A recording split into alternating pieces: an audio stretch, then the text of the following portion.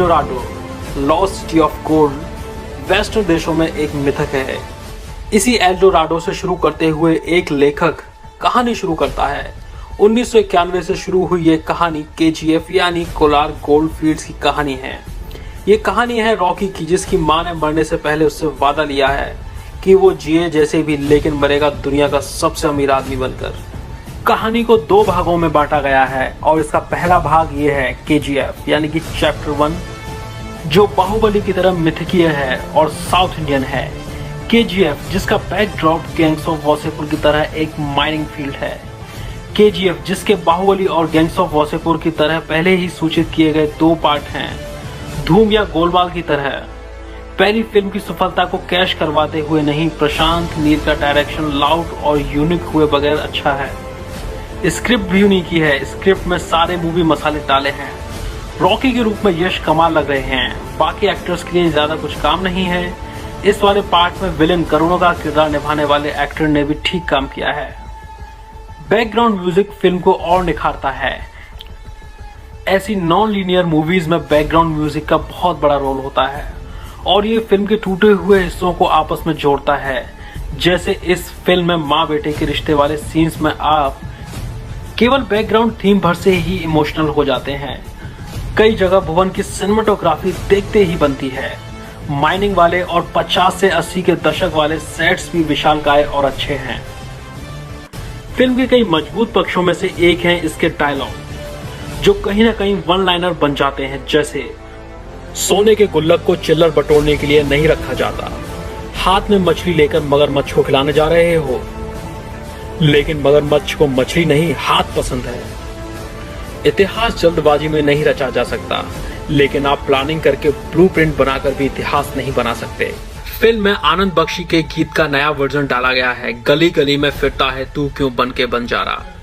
Film देखते हुए आपको हमेशा 80 के दशक की अमिताभ वाली मूवीज की फील आती है।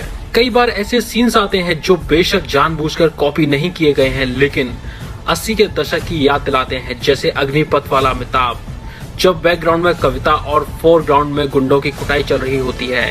एक और बार गुंडों की दरवाजा बंद करके कुटाई दीवार की याद दिलाती है। भगवान को नहीं बल्कि माँ को मानने वाली बात नास्तिक की याद दिलाती है।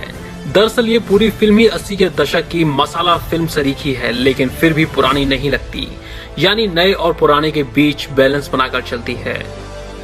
फिल्म बंगलुरु और मुंबई में कलरफुल और KGF की माइनिंग साइट में ब्लैक एंड व्हाइट हो जाती है।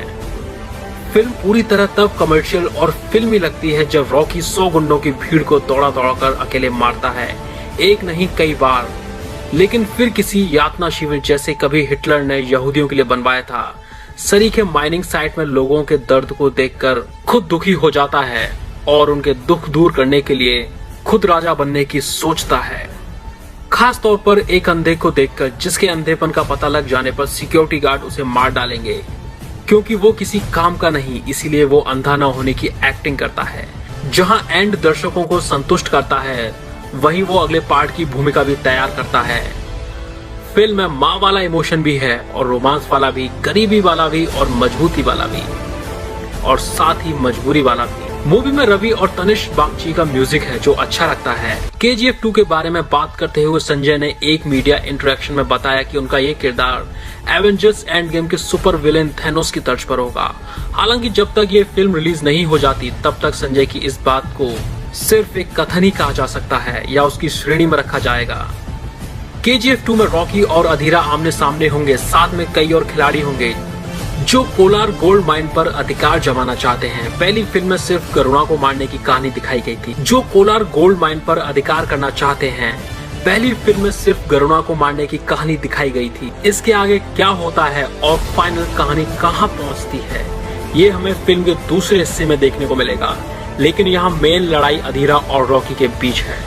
तो दोस्तों, ये तो फिल्म के रिलीज होने के बाद ही पता चलेगा कि संजय दत्त का किरदार थैनोस की तरह है या सिर्फ एक बात है। क्या संजय दत्त थैनोस की तरह कर पाएंगे? आपको क्या लगता है और आपकी क्या राय है? आप हमें कमेंट बॉक्स में कमेंट करके जरूर बताएं। लाइक और शेयर करना बिल्कुल ना भूलें और देखते रहिए हमारा चैनल पॉलीक्राफ्ट स्टूडियोज।